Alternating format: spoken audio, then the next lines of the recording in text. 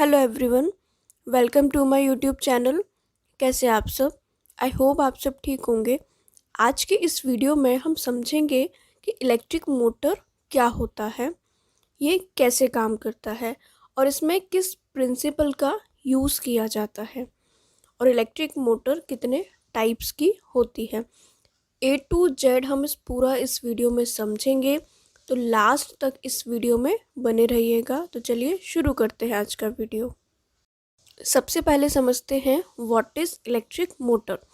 Motor एक electromechanical device होती है जो कि इलेक्ट्रिकल एनर्जी को मैकेनिकल एनर्जी में कन्वर्ट करती है। इसके बाद समझते हैं कि मोटर काम कैसे करता है। तो इसका वर्किंग समझने से पहले हमको इसका कंस्ट्रक्शन देखना होगा। मोटर के मेनली दो हिस्से होते हैं।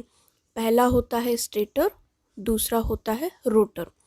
स्टेटर का मतलब होता है, आपको नाम से समझ में आ रहा होगा, स्टैटिक, यानी जो रुका हुआ है। तो स्टेटर मोटर का स्टेशनरी पार्ट होता है जो कि मोटर के लिए मैग्नेटिक फील्ड को प्रोड्यूस करता है। सेकंड मेन पार्ट होता है रोटर। रोटर मतलब रोटेटिंग, मतलब जो घूम रहा है। तो रोटर क्या होता है? यह मोटर का रोटेटिंग पार्ट होता है जिसको हम क्या आर्मेचर भी बोलते हैं, जो कि क्या करता है? इलेक्ट्रिकल सप्लाई को देता है मोटर को। अब इसका वर्किंग प्रिंसिपल देखते हैं। मोटर का जो कार्य सिद्धांत होता है वो मेनली मैग्नेटिक और इलेक्ट्रिक फील्ड पर डिपेंड करता है, ठीक है। और जो मोटर होती है ना, वो फैराडे के विद्युत चुंबकीय प्रेरण के सिद्धांत पर कार्य करता है। जब मोटर को इलेक्ट्रिकल सप्लाई दिया जाता है तो मोटर के स्टेटर में विद्युत चुंबकीय क्षेत्र उत्पन्न हो जाता है उसके चारों तरफ, जो उस पर करंट कैरिंग कंडक्टर पर एक फोर्स यानी बल लगाने लगता है। जिस कंडक्टर में इलेक्ट्रिकल सप्लाई दिया गया है उसी बल के कारण वो क्या होता है? घूमने लगता है, रोटेट होने लगता है। तो इस तरीके से मोटर काम करती है। अब हम इलेक्ट्रिक मोटर के टाइप्स को देखते हैं। जो मोटर होती है ना, पहले दो टाइप की ही होती थी, एसी मोटर और डीसी मोटर। बट अभी ना कुछ स्पेशल पर्पस मोटर भी आने लगी है।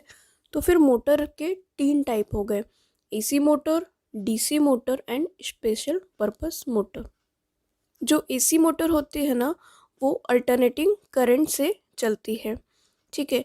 अब एसी मोटर ना दो टाइप की होती है, सिंक्रोनस मोटर और asynchronous motor.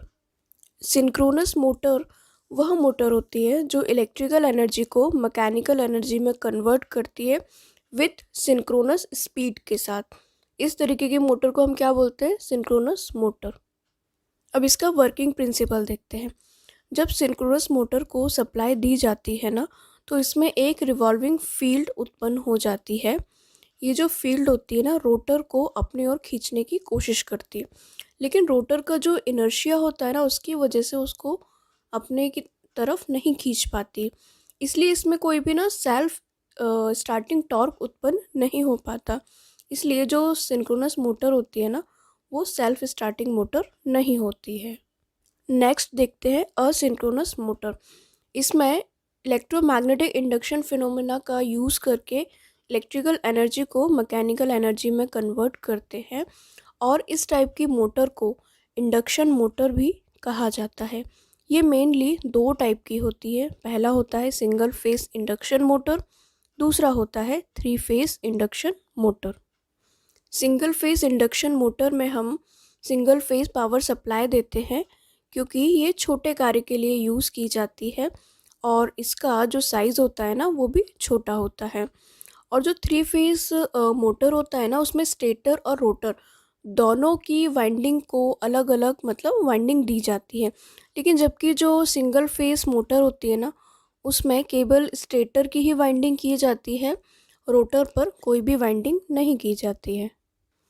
Three phase induction motor में हम थ्री फेस पावर सप्लाई देते हैं और ये ज़्यादातर ना इंडस्ट्रीज़ में यूज़ की जाती है। Three phase induction motor mainly दो टाइप की होती हैं। पहला होता है स्क्वायरल केज इंडक्शन मोटर, दूसरा होता है slip ring induction motor. Squirrel cage induction motor industry में सबसे ज़्यादा यूज़ की जाती है, और जो स्लिप रिंग इंडक्शन मोटर होती है उसका यूज़ हम हैवी टॉर्क के लिए करते हैं, जैसे वेट लिफ्टिंग मशीन हो गया, लिफ्ट हो गया, इवैल्यूएटर हो गया। इस तरीके के इक्विपमेंट में हम स्लिप रिंग इंडक्शन मोटर का यूज़ करते हैं। इसके बाद नेक्स्ट देखते हैं डीसी मोटर। डीसी मोटर में हम डायरेक्ट करंट देते हैं, यानी डायरेक्ट सप्लाई देते हैं, और आज के समय में इंजीनियरिंग से लेके प्रौद्योगिकी क्षेत्र में हर जगह डीसी मोटर का यूज़ किया जा रहा है। जैसे इलेक्ट्रिक शेवर से लेके ऑटोमोबाइल तक डीसी मोटर का ही हम यूज़ करते हैं। स्क्रीन पे आपको एक फ्लो चार्ट दिख रहा होगा। इसमें जो डीसी मोटर होती है ना, वो मेनली 3 टाइप की होती है। पहला होता है सेपरेटली एक्साइटेड डीसी मोटर, दूसरा होता है self excited DC motor, and तीसरा होता है परमानेंट मैग्नेट डीसी मोटर। ठीक है, इसके बाद जो सेल्फ एक्साइटेड डीसी मोटर होती है ना, वो 3 टाइप की होती है। पहला होता है शंट एक्साइटेड, दूसरा होता है सीरीज एक्साइटेड, एंड तीसरा होता है कंपाउंड एक्साइटेड। इसके बाद फिर कंपाउंड को भी 2 भागों में विभाजित किया गया है, जिसमें पहला होता है क्युमुलेटिव कंपाउंड एंड दूसरा होता है डिफरेंशियल कंपाउंड। और इसके बाद लास्ट में इन दोनों को भी 2 भागों में विभाजित किया गया है। क्युमुलेटिव कंपाउंड भी 2 टाइप का होता है, पहला होता है लॉन्ग शंट एंड दूसरा होता है शॉर्ट शंट। ऐसे ही डिफरेंशियल कंपाउंड भी 2 तरीके का होता है, long shunt and short shunt. इसके बाद लास्ट हम देखते हैं स्पेशल पर्पस मोटर। ये आपको नाम से ही समझ में आ रहा होगा, ये ऐसी मोटर है जिनका यूज़ हम किसी विशेष काम को करने के लिए, यानी स्पेसिफिक काम को करने के लिए किया जाता है। फॉर एग्जांपल, जैसे मैन्युफैक्चरिंग इंडस्ट्री में अधिकतर मशीनें रोबोटिक होती हैं, ठीक है, जिनमें अलग अलग काम करना पड़ता है।